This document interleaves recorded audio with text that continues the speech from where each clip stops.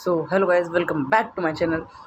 ये है मेरा चैप्टर 1 का बायोलॉजी का chapter 1 the fundamental unit of life का पार्ट 2। आज हम पढ़ेंगे कुछ नेक्स्ट और न्यू टॉपिक्स जो कि हमने पिछली वीडियो में कवर नहीं कर पाए थे। जैसे कि मैंने आपको बताया था, मैं इस चैप्टर को कुछ पार्ट्स में डिवाइड करके आपको बताऊंगा। तो ये मेरा पार्ट 2 है। तो पिछले चैप्टर में हमने पढ़ लिया था कि सेल के बारे में पढ़ लिया था, और सेल के बारे में पढ़ लिया था, और ये भी पढ़ रहा था कि वो सेल अपने से रिप्लिकेट भी करती है, और सेल ही सबसे ज़्यादा स्मॉलेस्ट यूनिट है जिससे सभी लिविंग ऑर्गेनिज्म बने हुए बायोलॉजी में। और डिस्कवरी ऑफ सेल किसने की है? रॉबर्ट हुक, जिन्होंने सेल टर्म दिया है सेल को, और वो भी 1665 में उन्होंने एक कॉर्क ऑब्जर्व किया था, जैसे कि आपने, और वो भी खुद के बनाए गए माइक्रोस्कोप से उन्होंने देखा था। और बाकी यहाँ फादर ऑफ माइक्रोबायोलॉजी यह बस एंटोइन वैन ल्यूवेनहॉक को कहा गया था, आपको जैसे मैंने बताया पिछली वीडियो में। और पिछली वीडियो की रिवाइज करते चलेंगे थोड़ा थोड़ा। और बाकी पिछले वीडियो में क्वेश्चन भी थे कुछ कि पहला क्वेश्चन है, who discovered cell as nucleus. जैसे कि आपको पता ही होगा आंसर, सेल का डिस्कवरी किसने की थी? रॉबर्ट हुक ने। एंड देन न्यूक्लियस डिस्कवरी किसने की थी? रॉबर्ट ब्राउन ने। एंड सेकंड क्वेश्चन क्या था? Why cell called the structural and functional unit of life. आपको जैसे का आंसर पता ही होगा, वो आप कमेंट करेंगे, इसका आंसर मैं खुद नहीं दूंगा। तो बढ़ते हैं अपने पार्ट 2 की तरफ। ये है हमारा एक पहला topic, classification of organisms based on number of cells. Organisms को क्लासीफाई किया गया है, वो भी सेल्स के नंबर के बेसिस पर। पहला 2 टाइप्स में डिवाइडेड है। Firstly unicellular organisms and second multi cellular organism. Firstly हम इसकी पहली प्रॉपर्टीज़ पढ़ेंगे, यूनिसेलुलर ऑर्गेनिज्म होता क्या है और है क्या। फर्स्टली है कि uni equals to single. Uni means इसके नाम में ही यूनी है, जैसे कि आप देख सकते हैं जिसके नाम में ही यूनी है, तो इसकी यूनी का मतलब है सिंगल सेल।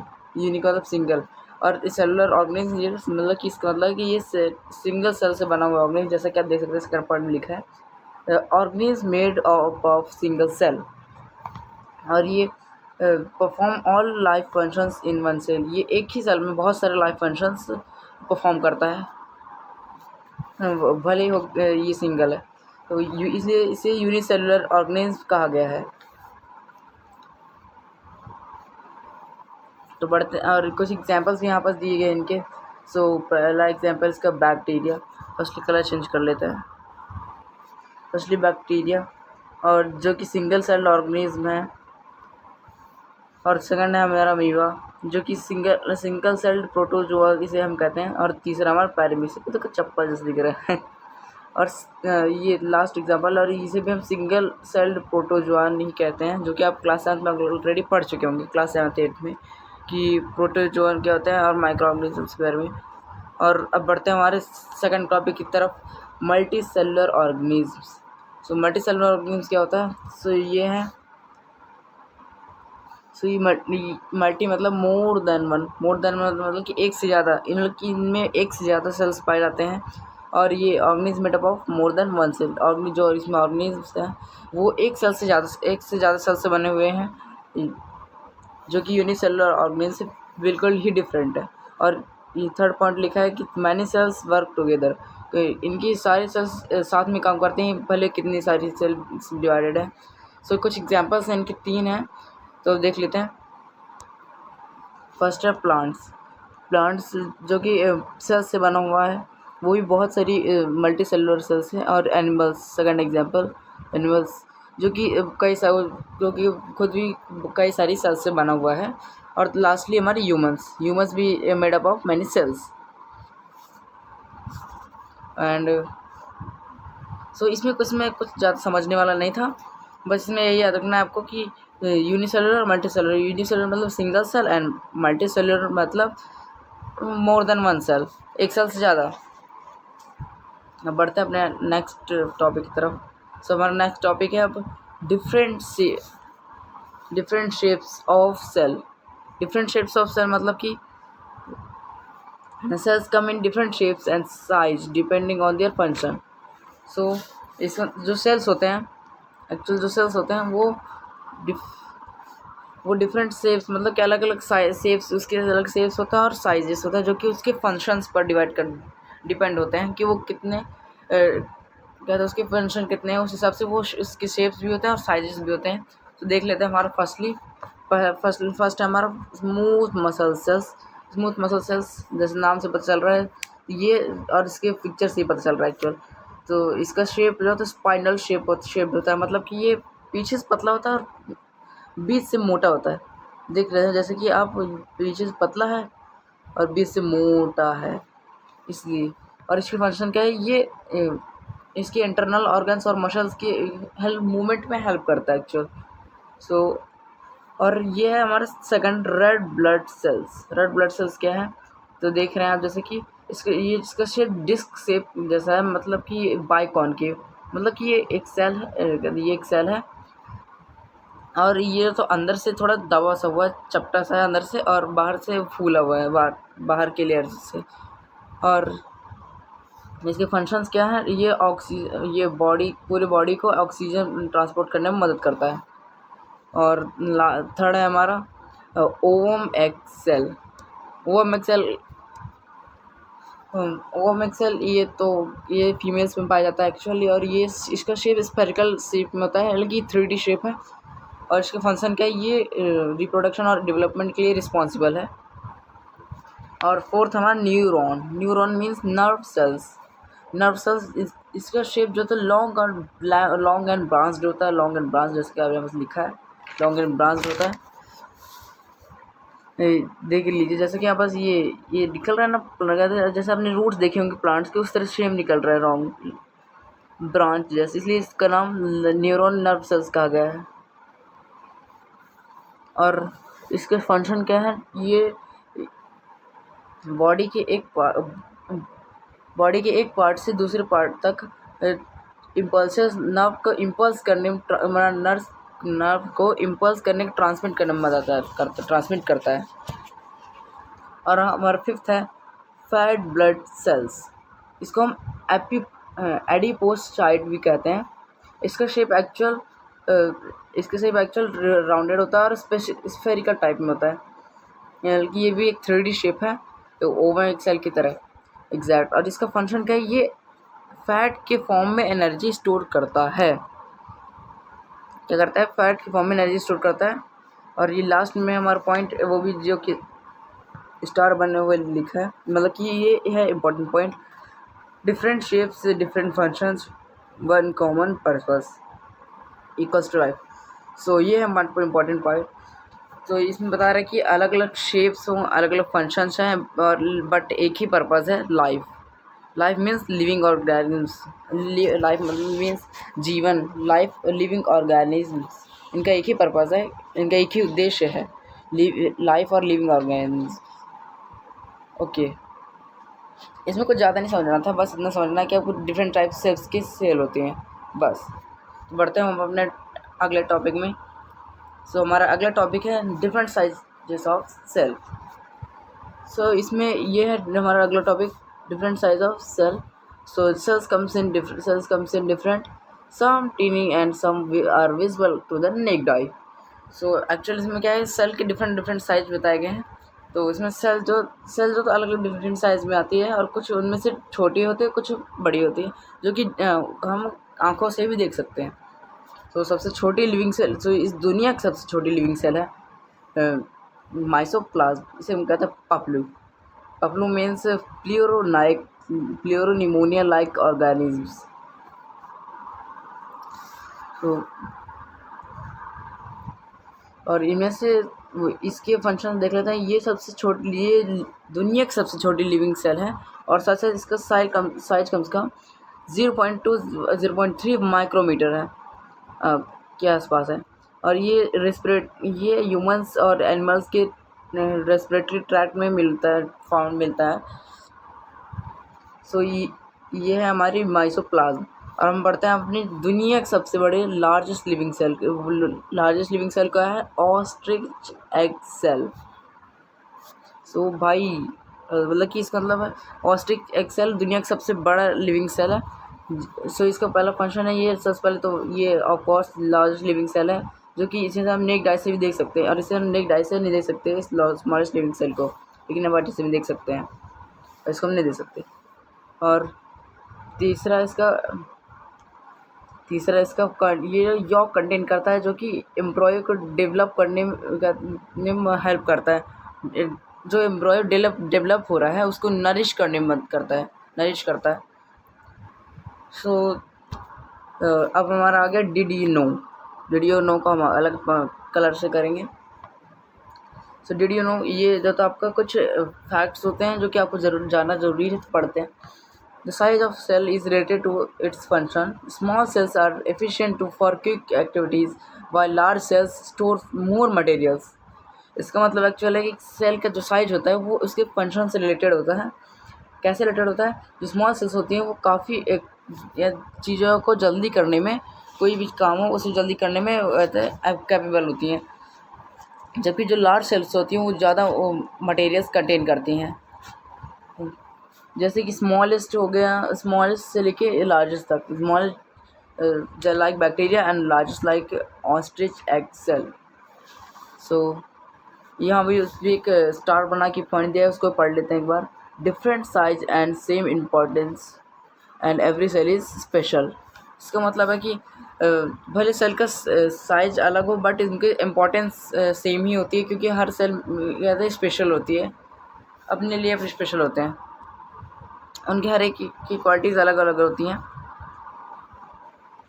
सो इसमें कुछ ज़्यादा समझने वाली बात नहीं थी, बस हमने पढ़ लिया डिफरेंट साइज ऑफ सेल। अभी पढ़ा हमने पहले डिफरेंट शेप्स ऑफ सेल, अब डिफरेंट साइज ऑफ सेल। अब जो कि हम कुछ सेल ऐसी होती है जो कि बहुत छोटी होती हैं, और कुछ सेल होती है जो कि बहुत बड़ी होती हैं। और हाँ, मुझे आपको ये बताना था बस कि ह्यूमन बॉडी में जो ह्यूमन बॉडी होती है उसमें जो सबसे बड़ी सेल होती है वो होती है ओवम एग सेल। वो क्या होती है? Ovum egg cell. Ovum egg writing में जन्म, ओवम एग सेल। और जो सबसे छोटी सेल होती है वो होती है स्पर्म सेल। स्पर्म नोट कर लेना, इंपॉर्टेंट है, स्पर्म सेल वो लिख लेना अपने से। तो ये है हमारी इम्पोर्टेंट चीज़ें जो कि मैंने आपको बता दी हुई है। अब हम बढ़ते हैं अपने नेक्स्ट टॉपिक में, जो हमारा structural components of cell. Actual इसमें अब आ चुका है सेल के स्ट्रक्चरल कंपोनेंट्स, मतलब कि सेल कैसे बना हुआ है, इसके अंदर आखिर है क्या। तो आज तो पहले स्टार्ट करते हैं। सो हमारे फर्स्ट है सेल वॉल। सेल वॉल जो कि जिसे जो कि रिगिड आउटर कवरिंग होती है, rigid outer covering outside plasma membrane of plant cell. Actually plant cell की वो ज़्यादा rigid means rigid out covering होती है, जो कि प्लाज्मा मेम्ब्रेन के बाहर लगी होती है। तो रिगिड मीन्स होता है बहुत स्ट्रॉन्ग, कठोर एक्चुअल हिंदी में कहे तो। और ये तो शेप और प्रोटेक्शन प्रोवाइड करने में हेल्प करती है एक्चुअल सेल को, और ये केवल प्लांट सेल में ही मौजूद होती है, ये आप याद रखना। ये इंपॉर्टेंट है कि ये केवल प्लांट सेल में ही मौजूद होती है और किसी सेल्स में नहीं होती।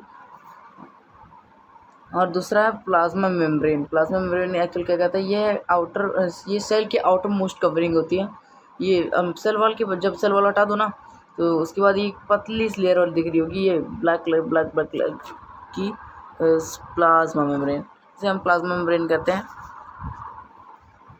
जिसका फंक्शन है जो कि सेल क्या उसके अंदर एंटर कर रहा है और क्या एग्जिट कर रहा है उसको कंट्रोल करता है ये। और थर्ड है हमारा साइटोप्लाज्म। साइटोप्लाज्म एक्चुअल होता क्या, ये जो आपको ग्रीन कलर का फ्लूइड दिख रहा है ना सेल के अंदर, प्लांट सेल के अंदर ग्रीन फ्लूइड, तो एक्चुअली साइटोप्लाज्म है इसे। और ये तो फ्लूइड, ये जो फ्लूइड कंटेन करती है उसके अंदर, प्लाज्मा मेम्ब्रेन के अंदर, उसी को हम साइटोप्लाज्म कहते हैं। और उसके फंक्शन क्या क्या है? ये केमिकल रिएक्शंस और एक्टिविटीज़ को ऑकर करती है, मतलब कि अब अपने अंदर केमिकल एक्टिविटीज़ को करने में हेल्प करती है। और फोर्थ है हमारा न्यूक्लियस।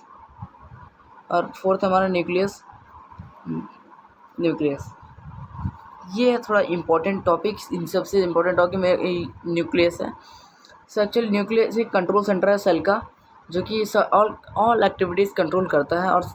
और ये सबसे मेन इंपॉर्टेंट बात इसकी नोट कर लेना आप कि ये सभी एक्टिविटीज़ को कंट्रोल करता ही करता है। और साथ साथ ये जेनेटिक इन्फॉर्मेशन मीन्स डीएनए वो भी कंटेन करता है, जो कि इसके लिए वो भी खुद का, जो कि हम आगे पढ़ेंगे डीएनए उसका होता क्या, क्रोमैटिन क्रोमोसोम्स ही आप आगे पढ़ेंगे। अभी आप इस पे फोकस करिए कि फिफ्थ सेल ऑर्गन्स। फिफ्थ हमारा सेल ऑर्गन्स एक्चुअली ये है ये एक स्पेशलाइज स्ट्रक्चर है सेल के अंदर। तो एक्चुअली ये हो गया आपका साइटोप्लाज्म।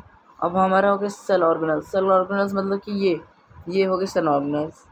ये छोटी छोटी चीज़ें ना, ये सब सेल ऑर्गेनल्स हैं, जो कि अलग अलग स्पेसिफिक फंक्शन परफॉर्म करती हैं, जो जब तक सेल जिंदा होती है, वरना डेड होने के बाद भी ये सब फंक्शंस स्टॉप हो जाते हैं, प्रॉपरली रुक जाते हैं। सो यहाँ पर कुछ एग्जांपल्स दिए गए हैं सेल ऑर्गेनल्स की, तो देख लेते हैं। ये पहला है हमारा माइटोकॉन्ड्रिया। आप आगे पढ़ेंगे अभी इसके बारे में। अभी इतना जान लीजिए कि ये सेल के लिए एनर्जी प्रोड्यूस करता है, वो भी एटीपी के फॉर्म में। किसके फॉर्म में? एटीपी, एडेनोइस ट्राइफोस्फेट नाम के, इसका फुल फॉर्म होता है एडेनोइस ट्राइफोस्फेट। ये होता है ये एनर्जी रिलीज़ करता है, प्रोड्यूस करता है और रिलीज़ भी करता है सेल के लिए। और दूसरा हमारा क्लोरोप्लास्ट, जो कि फोटोसिंथेसिस के जो कि बताया ना। और ये क्लोरोप्लास्ट केवल प्लांट सेल्स में होता है, किसी में नहीं होता। माइटोकॉन्ड्रिया आपके एनिमल्स के अंदर आ जाएगा, बट ये क्लोरोप्लास्ट जो है तो केवल प्लांट सेल के अंदर है, उसके अलावा कहीं नहीं आया था। तो कलर चेंज कर लेते हैं जिसकी वजह से आपको इंटरेस्ट बढ़े थोड़ा सा। और थर्ड, और ये जो क्लोरोप्लास्ट है वो फोटोसिंथेसिस करने में हेल्प करता है, जैसे कि प्लांट्स में फोटोसिंथेसिस करने में हेल्प करता है। और थर्ड है हमारा एंडोप्लाज्मिक रेटिकुलम।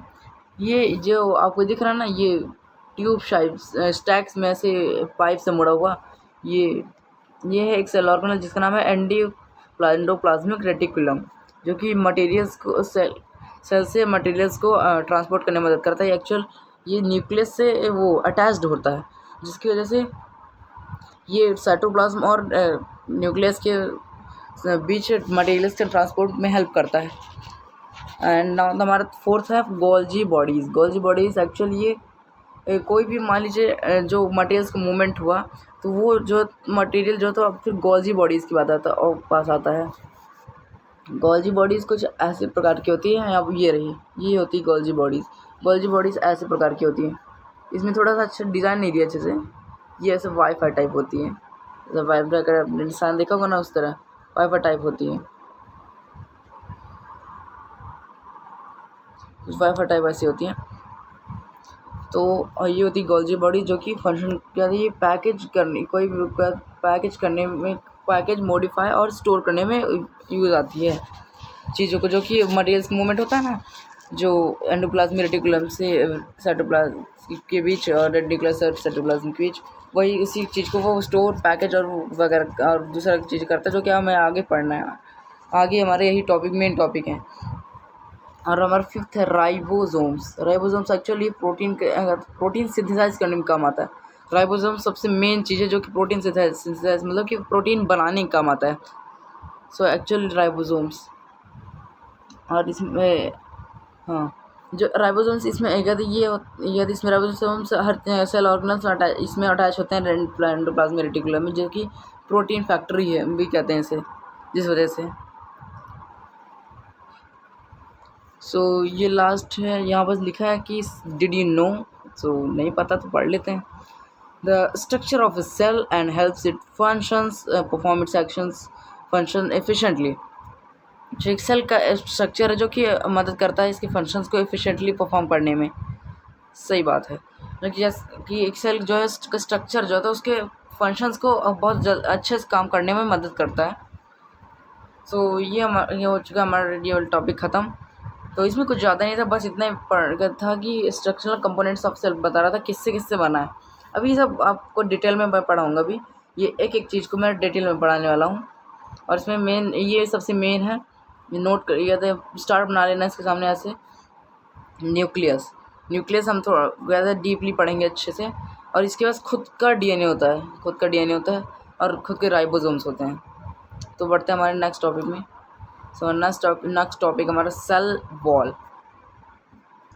सो सेल वॉल जो कि cell wall actual plants bacteria fungi में प्रेजेंट होता है, और ये एनिमल्स में नहीं प्रेजेंट होता। एनिमल्स मीन्स ह्यूमंस, जैसे मैंने आपको बताया था एनिमल्स मीन्स ह्यूमंस होता है, ये एनिमल्स मीन्स ह्यूमंस होता है। और ये इसके पास रिजिड, मैंने पहले बताया था, रिजिड मीन्स बहुत ज़्यादा कठोर, हार्ड, नॉन फ्लेक्सिबल। ये फ्लेक्सिबल नहीं है कि ये दबती नहीं है, एक्चुअल ये बहुत ज़्यादा हार्ड है ना, जिस वजह से इसकी आउटर कवरिंग नॉन फ्लेक्सिबल और रिजिड है। और दूसरा इसका पॉइंट नॉन लिविंग, ये नॉन लिविंग है एक्चुअल। ये अगर ये जो बाहर वाली लेयर है इसकी, ये जो सेल वॉल है, ये नॉन लिविंग है। और तीसरा इसका ये जो प्लाज्मा मेम्ब्रेन है, जैसा आपको पता है, जो सेल वॉल का जो प्लाज्मा एक मेम्ब्रेन कहते हैं लेयर आती है, उसे कहते हैं प्लाज्मा मेम्ब्रेन। उसकी एक आउटर कवरिंग फॉर्म करती है सेल वॉल। और ये जो प्लांट सेल्स का specially shape as structural strength provide करती है। Actually shape as structural strength provide करती है प्लांट सेल्स को। शेप, जैसे कि ये शेप इस शेप में ही रहेगा। और स्ट्रक्चरल स्ट्रेंथ, मान लीजिए कहीं सेल अगर किसी कारण दबती है तो वो जो तो अपने स्ट्रक्चरल स्ट्रेंथ प्रोवाइड से वो फटेगी नहीं, और उसका कहते हैं उसका शेप भी चेंज नहीं होगा। और सेल और ये इसका दूसरा फंक्शन ये है कि ये मैकेनिकल डैमेज से भी बचाती है, सेल को मैकेनिकल डैमेज से बचाती है। तो ये दोनों एक जो मेन फंक्शन थे जो उनका आपको नोट कर लेना है, ये है इंपॉर्टेंट पॉइंट्स हमारे अभी के।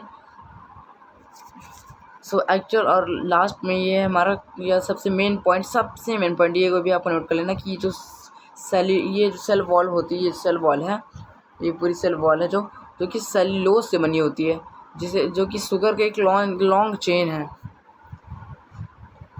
इसका मतलब है शुगर के एक लॉन्ग चेन, वो आप ध्यान में, तो ये बस इतना जानो कि ये जो सेल्यूलोज से बनी होती है। और इसका की इफेक्ट क्या है, जो सेल वॉल होती है वो प्लांट की सेल्स देती हैं, सेल वॉल होती है वो प्लांट सेल्स देती हैं। Cell wall gives plant cells their fixed shape and protects them like a nature armor. Actual जो सेल वॉल होती है प्लांट सेल्स को उनके फिक्स शेप में रहने में मदद करती है, और साथ साथ एक नेचुरल आर्मर प्रोवाइड करती है। नेचुरल आर्मर जैसे एक प्रोटेक्शन देती है, प्रोवाइड करती है। प्रोटेक्शन प्रोवाइड करना मतलब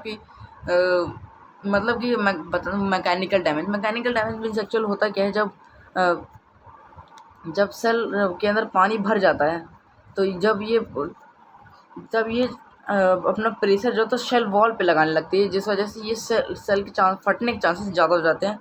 तो जिससे उसे बचाने के इस चीज़ से उसे बचाने के लिए सेल वॉल होती है। और सेल जितना प्रेशर उस पर लगता है सेल वॉल पे, ऊपर उतना ही प्रेशर सेल वॉल भी उस पर ही लगाती है, जिस वजह से ताकि वो मैकेनिकल डैमेज से बच पाए, मतलब फटने से बच पाए। It means it prevents from bursting. So why is number next ये रहा question, why is cell wall important? So actual cell पूछ रहा है कि why सेल हमारे लिए इम्पोर्टेंट क्यों है। फटने से बचाने से कहते सेल वॉल भी उस पर इक्वली प्रेशर लगाती है, इतना उसे अंदर से प्रेशर मिलता है जिससे वो फटे ना। और second question number, where is it found. So ये मिलता कहाँ से हमें, उसे ये कहाँ मिलता है हमें, मतलब प्रेजेंट कहाँ क्या होता है। ये प्लांट्स में एक्चुअल प्रेजेंट होता है, बैक्टीरिया और फंजाई में। सो ये रहते हैं हमारे कुछ क्वेश्चन जो कि हमने क्लियर कर लिए हैं।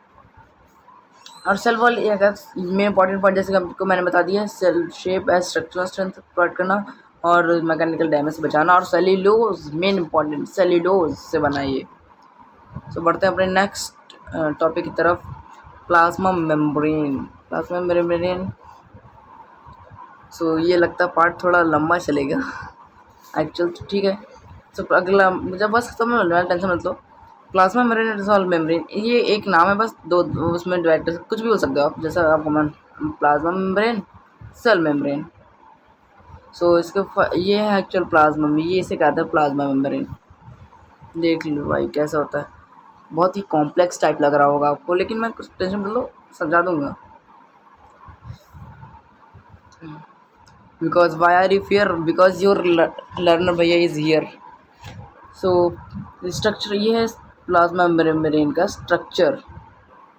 तो इसके फंक्शंस पहले पढ़ लेते हैं, इसके बारे में पढ़ लेते हैं, फिर देखेंगे। वही आउटर मोस्ट कवरिंग है, वैसी की सेल वॉल के बाद यही वाली कवरिंग आती है। और ये है आउटर मोस्ट कवरिंग जो कि लिविंग है। एक्चुअली ये लिविंग है, आप पॉइंट याद रखना, ये लिविंग है। और सबसे प्लाज्मा मेम्ब्रेन फ्लेक्सिबल, वो non flexible cell wall, but ये फ्लेक्सिबल है। सो और ये मेन पॉइंट, ये लिपिड्स एंड प्रोटीन्स बनी। तो अब पूछो भैया ये लिपिड्स और प्रोटीन्स क्या होता है।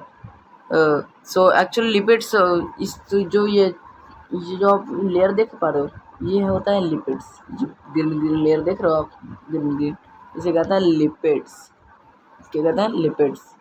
और ये जो आप देख पा रहे हो, और ये जो आप ये छोटे छोटे छोटे बीच में ऐसे जड़े हुए देख रहे हो, वो होते हैं प्रोटीन्स। ऐसे कहते हैं हम प्रोटीन्स, इसे कहते हैं प्रोटीन्स। और इसे हम इसी कहते हैं, इसीलिए कहा गया है कि प्लाज्मा मेम्ब्रेन प्रोटीन और लिपिड से बनी हुई है। सो हमारा फोर्थ पॉइंट है, हमारा plasma membrane is called semi permeable membrane. Actually इसका मतलब क्या है कि सेमी परमियल मेम्ब्रेन, इसे हम सेमी परमियल मेम्ब्रेन क्यों कहते हैं? पहली बात तो क्योंकि ये एंट्री और एग्जिट ट्रांसपोर्ट मदद करता है। एंट्री और एग्जिट मतलब स्पेसिफिक, मतलब सर्टेन स्पेसिफिक मटेरियल उनमें से ट्रांसपोर्ट होने में मदद करता है। मतलब कि जो कोई भी स्पेसिफिक कोई भी मेन कोई चीज़ ट्रांसपोर्टेशन करना हो, कोई भी चीज़ का मेन चीज़ों का ही वो करता है ट्रांसपोर्टेशन, बाकी और दूसरी चीज़ों को नहीं करता है। और हमारा फिफ्थ पॉइंट है movement of materials through two types. Actual जो मटेरियल्स मूवमेंट होता है वो टू टाइप्स में होता है एक्चुअल। तो पहला हमारा पैसिव ट्रांसपोर्ट और दूसरा एक्टिव ट्रांसपोर्ट। इसको हम बात पढ़ेंगे, अभी पहले समझ लेते हैं। ये देख रहे हो, बगल में देख रहे हो, बगल में देख रहे हो, बगल में देख रहे हो, phospholipid bilayer. Actual phospholipid bilayer ये है जी, ये लेयर देख रहे हो लाल लाल, ये सब ये जो होता है ये बीच में जड़े हुए, जो ऑरेंज ऑरेंज देख रहे हो, ये सब उसी यही सब वही इसी से बने हैं। तो एक्चुअली ये जो बीच बीच में देख रहे हो जो लिपिड्स और प्रोटीन, ये जब ना ये फॉस्फोलिपिड बायलेयर्स बने हुए हैं, ये हैं इनके जन्मदाता। तो ये बने हैं, कहते ये बने हैं फॉस्फोलिपिड बायलेयर से। और ये जो बीच में देख पा रहे हो, जैसे कि ये जो है ये है अमीनो एसिड, ग्लूकोज, ये सब कंटेन नहीं करते हैं ये सब। और बाकी ये ग्लूकोज ट्रांसपोर्टर भी कहलाते हैं, और ये चैनल प्रोटीन भी कहते हैं। और ये प्रोटीन कैरियर भी कहलाते हैं, और ग्लाइकोप्रोटीन कहलाते हैं। वह इतना इंपॉर्टेंट नहीं है, बस आपको स्ट्रक्चर में इसमें लिखा था, तो मैं बता दिया हूँ स्ट्रक्चर, प्लाज्मा स्ट्रक्चर में। बाकी इम्पोर्टेंट इतना ही है कि ये जो लिपिड्स और प्रोटीन्स है वो किससे बने हुए हैं? बस ये बने हुए हैं फॉस्फोलिपिड बायलेयर से। और ये सेमी परमियल मेम्ब्रेन से, इस सेमी परमियल मेम्ब्रेन भी इसमें ये सबसे इम्पोर्टेंट टॉपिक है, जो कि इसका फंक्शन भी है। ये जो कि ये सेमी परमियल मेम्ब्रेन से क्यों कहते हैं, या क्वेश्चन आप ज़्यादा एग्जाम्स में पूछा जा सकता है। और इनकी लेयर किससे बनी है? फॉस्फोलिपिड्स एंड प्रोटीन्स बनी है। और लिपिड्स और प्रोटीन्स किससे बने? Phospholipid bilayer. ठीक है, तो अब हम बढ़ते हैं थोड़ा, यह बस देखिए जरा रिमेंबर लिखे, the plasma membrane and maintains internal balance and protects cell. जो प्लाज्मा मेम्ब्रेन होती है वो इंटरनल बैलेंस को और सेल के इंटरनल बैलेंस और सेल को प्रोटेक्ट करने में हेल्प करती है, मतलब मीन्स मेंटेन करती है, वही हेल्प करती है। फर्स्ट हमारा पैसिव ट्रांसपोर्ट। सो पैसिव ट्रांसपोर्ट, तो फर्स्ट इसका मतलब कि ये सब्सटेंसेस का मूवमेंट विदाउट एनर्जी मीन्स बिना एटीपी के करती है। एक्चुअल इसमें एनर्जी की रिक्वायरमेंट नहीं होती एक भी। और इसमें मटेरियल्स मूवमेंट टू टाइप्स में होता है, इसमें मटेरियल मूवमेंट टू टाइप्स में होता है। फर्स्टली पैसिव ट्रांसपोर्ट, जो कि हमने पढ़ी लिया अभी। और इसके example diffusion, osmosis, facility diffusion. तो इंपॉर्टेंट क्या है इसमें आपको याद करना एग्जांपल, डिफ्यूजन और ऑस्मोसिस। इसको याद नहीं रखना है, फालतू तो नहीं है वैसे, वो भी एक एग्जांपल, लेकिन बट ये इंपॉर्टेंट यही है, डिफ्यूजन एंड ऑस्मोसिस, जो कि हम आगे इसके बारे में पढ़ेंगे। और दूसरा हमारा एक्टिव ट्रांसपोर्ट, तो इसमें सब्सटेंसेस का मूवमेंट होता है, बट विदाउट एनर्जी नहीं, विथ एनर्जी मीन्स एटीपी के एनर्जी की इसमें रिक्वायरमेंट होती है भाई, क्योंकि ये जाता है जो पैसे ट्रांसपोर्ट होता था वो हायर टू लोअर जाता था, और ये एक्टिव ट्रांसपोर्ट जो कि लोअर टू हायर जाता है। लोअर टू हायर जो मैं आप higher to lower to higher मैं आपको आगे बताऊंगा, जो कि कंसंट्रेशन के अगेंस्ट ग्रेडियंट काम करता है। मीन्स ये कंसंट्रेशन मतलब कि ये लोअर टू हायर होता है, मैंने अभी लोअर टू हायर कंसंट्रेशन जाता है। एक से एग्जांपल देख लो अभी, पम्प्स कैरियर प्रोटीन्स, बट इससे बेस्ट एग्जांपल्स मैं कहता हूँ तो एंडोसाइटोसिस एंड एक्सोसाइटोसिस लिख लेना। एंडो ENDOCYOTOSIS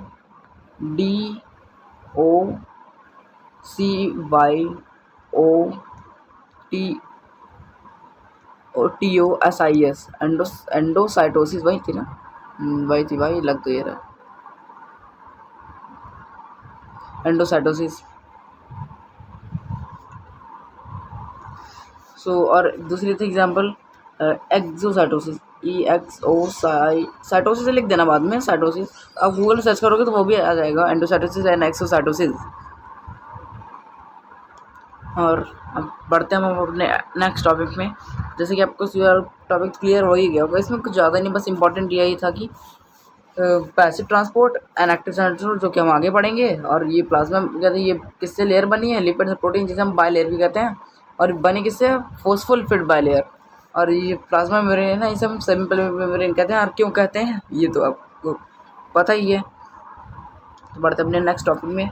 नेक्स्ट टॉपिक क्या है, ओशिट ट्रांसपोर्ट अक्रॉस मेम्ब्रेन। मैंने क्या कहा था अभी, ये जो मटेरियल्स मूवमेंट जो मूवमेंट होता है प्लाज्मा मेम्ब्रेन में, वो होता है 2 टाइप्स में।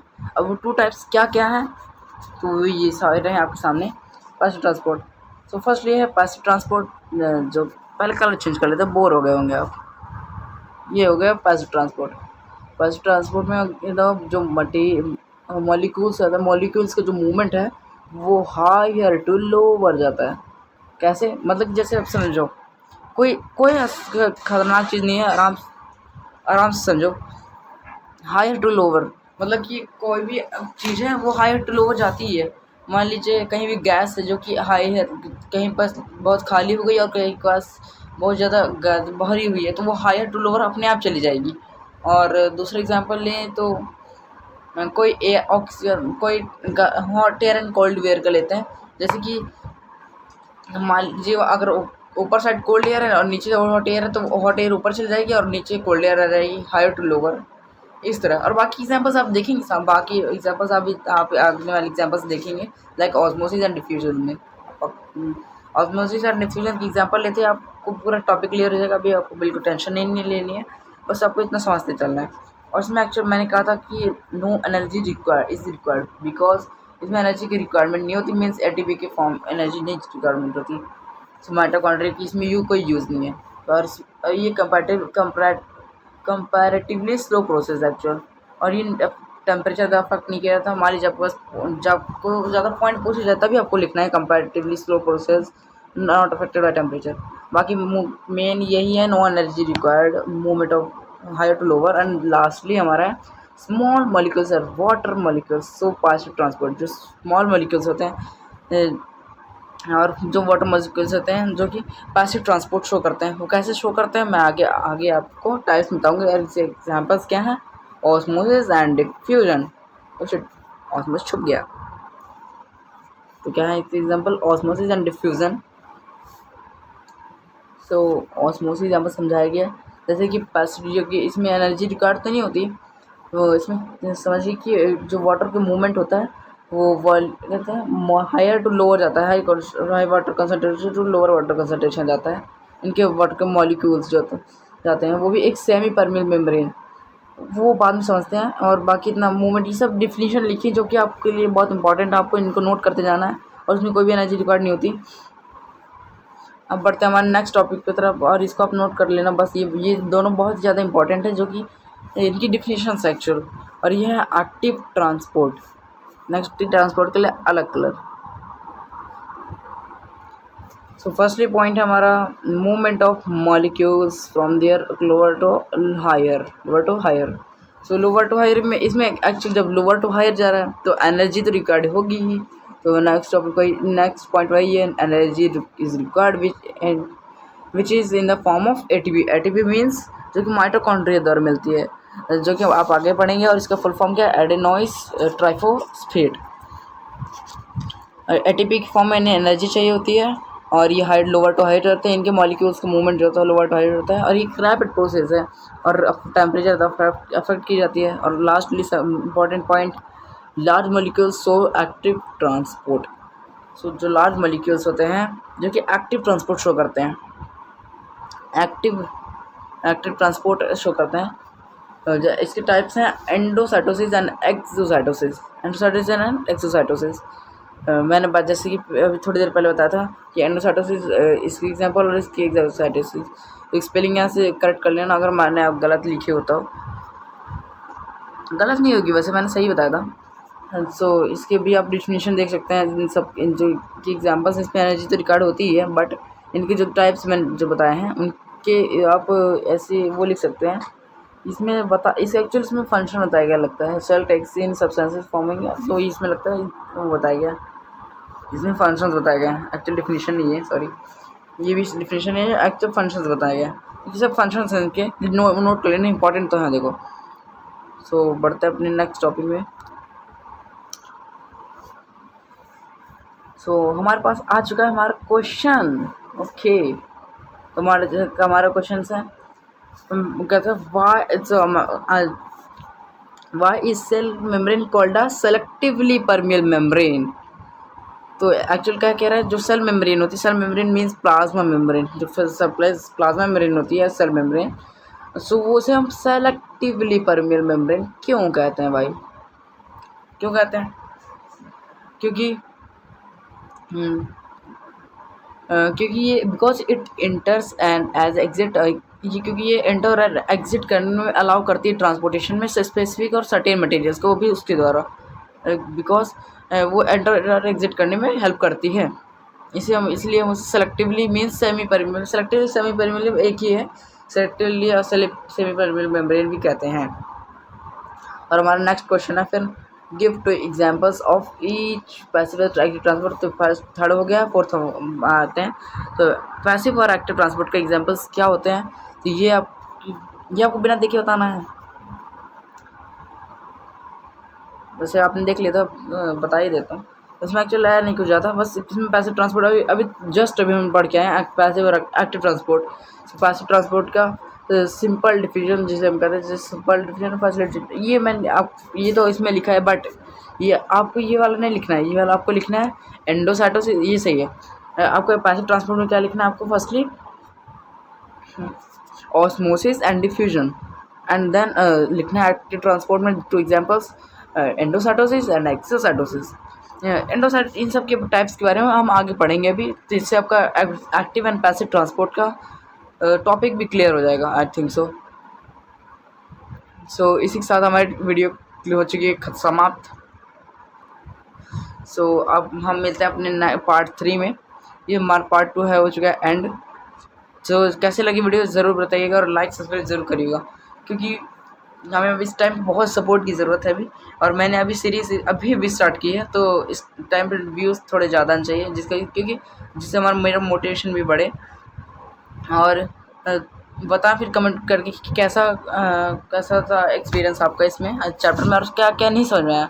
और बाकी जो टॉपिक छूट गया है मैं पार्ट 3 में कवर करने की इसकी कोशिश करूँगा, क्योंकि अभी जो सीरीज़ हो चुकी है, जो पार्ट 2 हो चुका है, वो थोड़ा लॉन्ग हो चुका है। तो मिलते हैं अपने पार्ट 3 में, तब तक के लिए बाय बाय।